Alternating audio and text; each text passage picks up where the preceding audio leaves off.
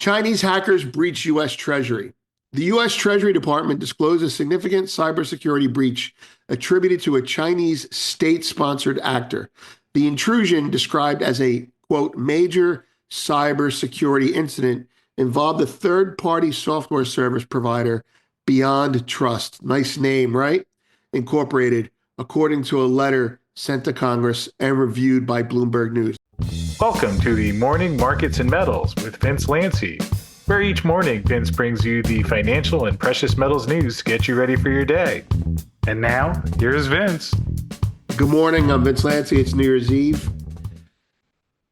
Yesterday, the Department of Treasury, the US Treasury, was hacked by Chinese hackers. And the second story we'll be covering is mostly in premium, and that's an update on the retail positioning for gold, silver, and copper headed into the new year. That cohort could be a catalyst for any initial directional bias that the market has going into the new year. So the title is Janet Yellen a hack? Yes. Is Janet Yellen a hacker? No, but didn't stop us from implying that. Okay, here we go. Starting with the markets. Here's the first page. You can enjoy a lovely picture. 10-year yields are 452 down 1. The dollar is 108.17 up 9. The S&P 500 is 59.22 up 19. The VIX is 1693 down 48. Gold is 26.11 up 5. Silver is 28.88 down 5 almost. Copper is 4.0 down 5. That's over a percentage point. WTI is 71.30 down 10.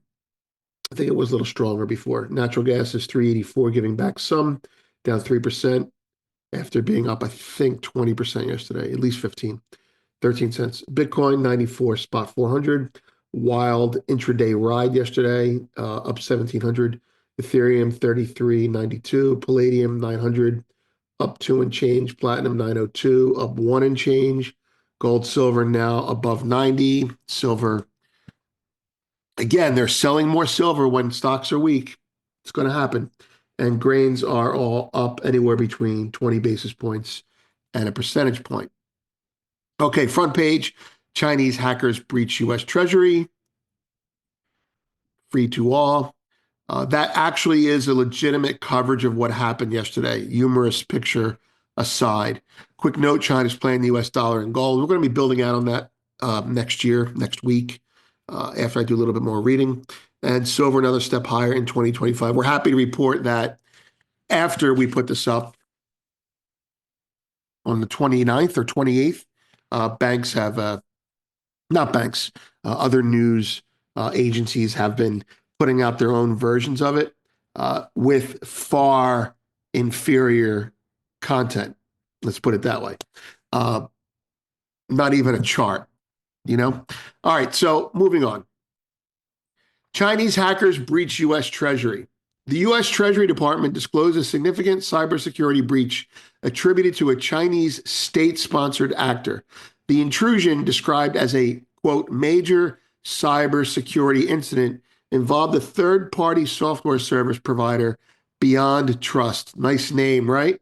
Incorporated, according to a letter sent to Congress and reviewed by Bloomberg News. Now, we have the full story there, written by us, originally covered after researching the Bloomberg News, and et cetera, et cetera.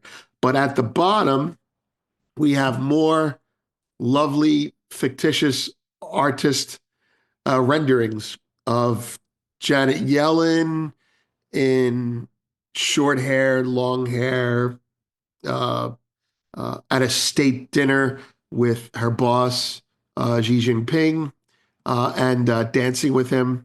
Anyway, those are special for premium at the bottom. I think all in all about 15 pictures.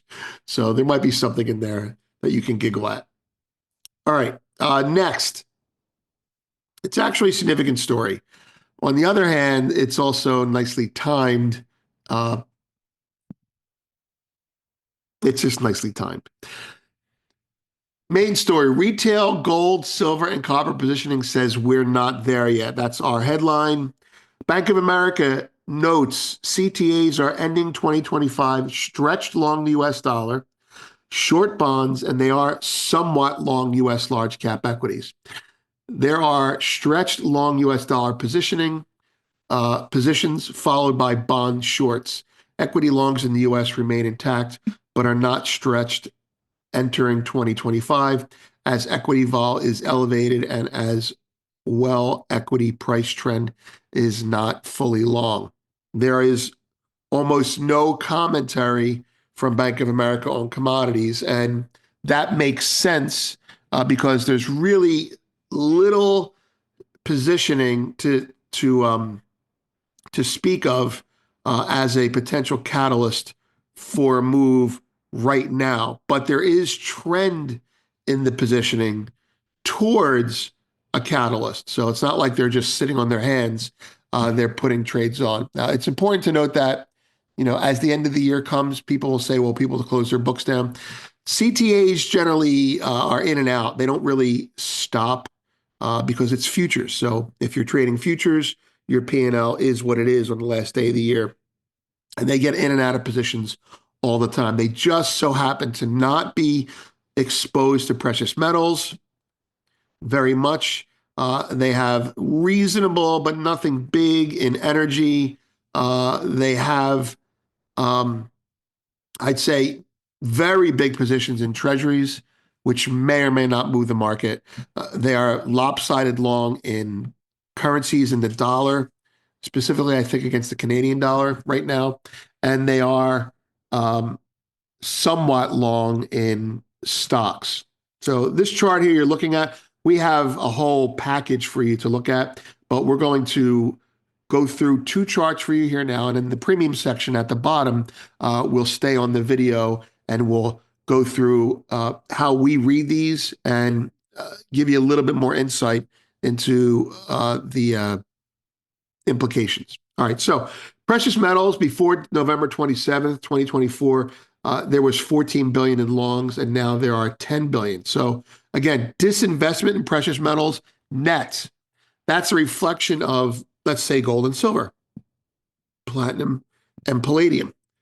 They're long gold, but they're actually now short silver. Not as short as we'd like them to be, but they are short silver. In energy, they've pared their shorts from down 26 billion to down 17 billion. That's not to say they're reducing shorts across the board. See, they're really still short oil. They've just gotten long natural gas. So there's a seasonality play here going on, weather season, I should say. And the CTAs are now getting long natural gas and they're making money, right? And then my guess is they're going to be long heating oil, though I haven't seen it yet. Base metals have gone from minus 11 billion short to minus 18 billion short. That's good for precious metals. We'll come to that in a second. Livestock, I don't really have any insight to give you there. Grains, grains have been very big in their flows, largely because wheat is now a geopolitical crop. And if it's more geopolitical, then that will affect plantings of other commodities. Soybeans are geopolitical as well. Let's be fair about that. All right, next chart. All right, so here's three charts here. I'm going to touch on what they mean right now and then get into more detail on premium. Gold is well balanced, slightly long. If the market drops, the longs will puke. If the market rallies, the momentum FOMO types will add. We are approaching a market that's almost underbought for gold. Well, it is underbought, but more significantly underbought. Copper. This is your copper positioning when you're looking at a market that's being traded by people that are worried about the economy. Some of these are CTAs in America selling it against potential Fed rate cut backing off. Some of these are hedging their stock positioning in general, almost like selling copper, like buying a put. And some of these are traders looking at Asia, specifically China, and saying, they're not doing enough. I'm going to keep getting short copper. Now, all these reasons I'm giving you are after the fact reasons for some of these guys. Some of these guys are just momentum oriented, but as momentum and statistical and algorithmic as they claim to be, the reasons that I'm giving you are the reasons they even think that way.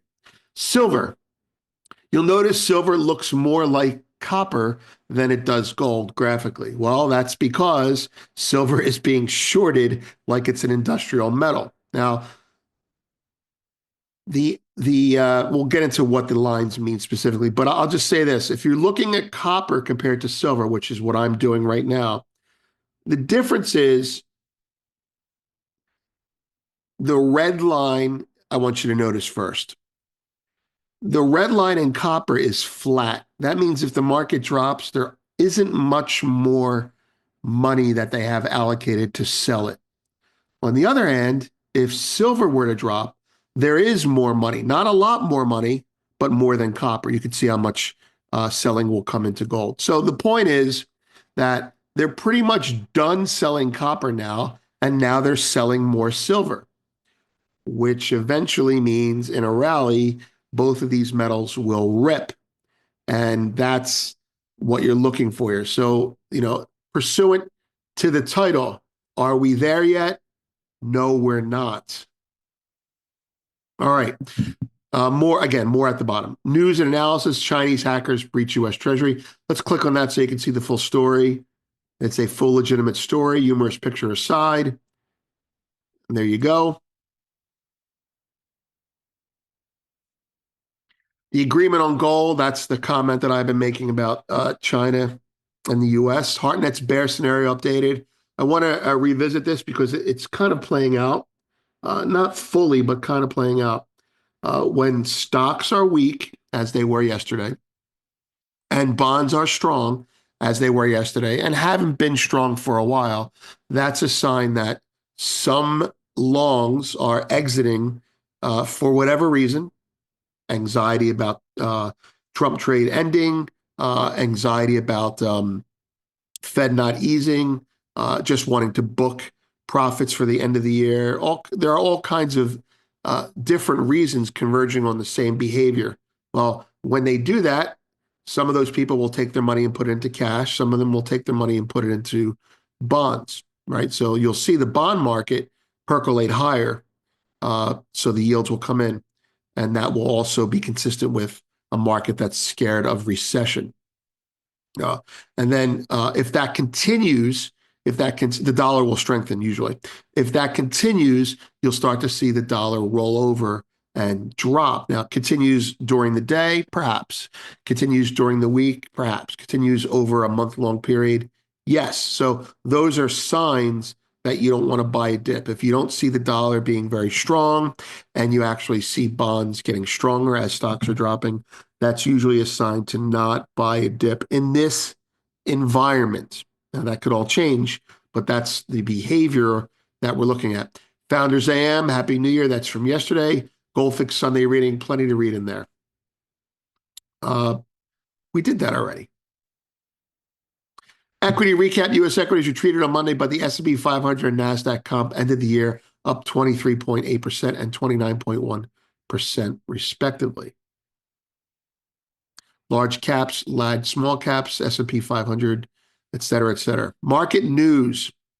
There's the story as covered by us. There was a tragic accident yesterday.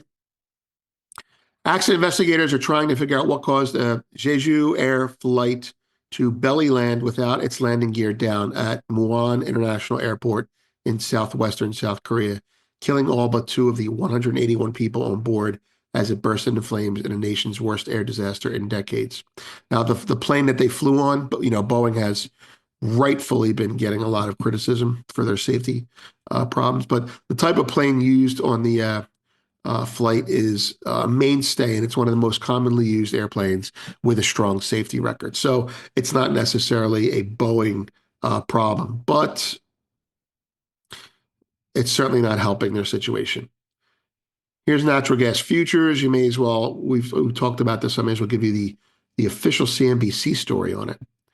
Natural gas futures prices surged Monday, hitting a new 52-week high, following reports of a colder than usual temperature outlook for January. Natural gas futures, February futures rose 15% during the session after an updated outlook by the weather company, and the atmospheric G2 released Sunday showed that the temperature forecast for next month is expected to be colder than average in the east, specifically from Florida to Maine, as well as certain parts of the Great Lakes. Okay, give you a little breakdown on that. First, as an observation, I think there's people that are thinking about what happened in Texas a couple of years ago when they had a freeze down there.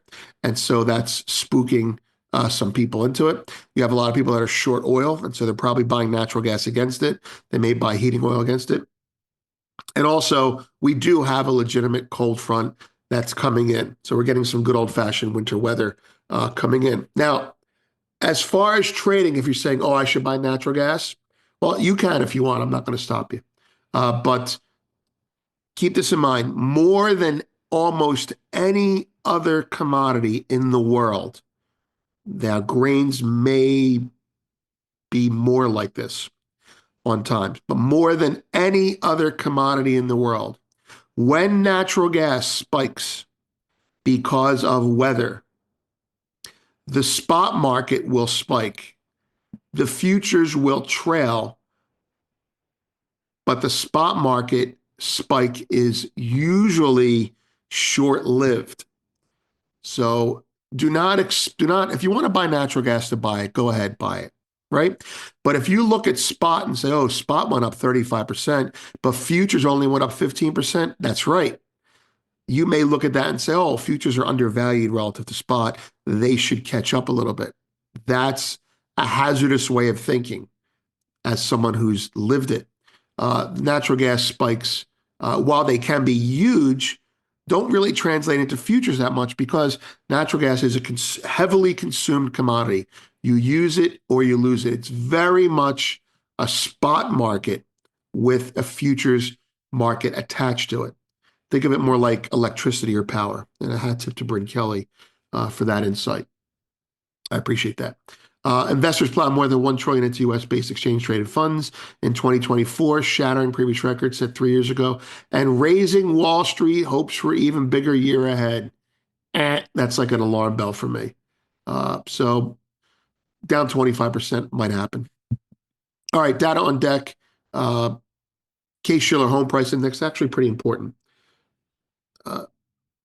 There are people out there gambling who may want to take their positions off when this news comes out. All right, so happy New Year to everyone. I will see you next year, and stay with us in Premium for a little bit more detail on the CTA retail side, as well as a quick peek at the pictures. But before we do that, let's look at the chart. All right, I want to, so let's go with gold. There's really, look, the market's nowhere, right? So I think the most important takeaway, and I don't have it up here, but let me pull it up for you to see. Every Sunday, we have a discussion that the founders are invited to, and we go through various topics. Commitment of traders is usually a mainstay, but other topics are involved. And this weekend, the one which just passed, I think this might be the most important chart to look at. If you're looking at gold right now and you're trying to figure, should I sit on my hands? Should I do something? We had a very lengthy discussion on that, and that's in this post. But the video is made available for everyone. But this chart here, again, I've touched on this before. Randall Blava puts this together for us. The gold line is the price of gold, and the blue-red combo line, that's open interest. So here we are. Open interest is pretty much, this is a chart going back to, December, November of 21. Okay. Here's where open interest generally bottoms in a normal market, meaning in a market that doesn't have an election going on. Bottom, bottom, bottom. Can I draw lines here? Yeah, I can. Bottom, bottom, bottom, bottom, right? Right? And this is our run up. This is everyone getting in. Now the market is getting back to normal. So in open interest terms, that's us now. Okay. However, now we move to the market. The market bottomed here. The market bottomed here. The market bottomed here. Here. Here. These three little bottoms we don't care about, right? And now here we are, and the market is here, right? What does that tell you? All the hot money as governed by the open interest being all the way down here again, right, is out, but the price is still up. And that's an extremely beautiful thing. So enjoy your family, enjoy the new year, wait for the CTA lemmings to get oversold, and then get long. Or do like me and maybe get a little bit short going into the new year. I don't have anything on right now other than a butterfly. And then wait for the idiots to sell it even more, and then you buy it. Anyway, all right, that's what I wanted to show you on the gold market. Oh, look at that. All those pretty pictures are still there.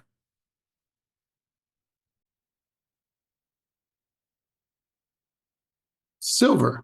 I want you to fully expect silver to attract more selling if stocks sell off. And then I want you to ask yourself, if the price gets to $26, I'm not saying it's going there, will you buy more? Because if I get an opportunity to do that, I will add physical between $26 and $27. Why? Because that's a stretch too low to the 200-day moving average. Okay? Number one. Number two, UBS is telling clients that between 26 and 28, they're going to recommend that they get long silver. Now, they're going to get long by selling puts, which is not something I recommend to you, unless you like to sling guns. But that's where I am. So I'm going to find something else to look at. Thankfully, natural gas will keep me busy. All right. So happy New Year, everyone. Happy and healthy. Well, thanks for watching this morning's Markets and Metals with Vince Lanci. We sure appreciate you tuning in and starting your day with us here. Hope you enjoyed the show, and we'll see you again tomorrow. Please note that this video is not intended as legal licensed financial trading advice and is to be used for informational purposes only. Please contact your financial advisor before making any decisions, and thanks for watching.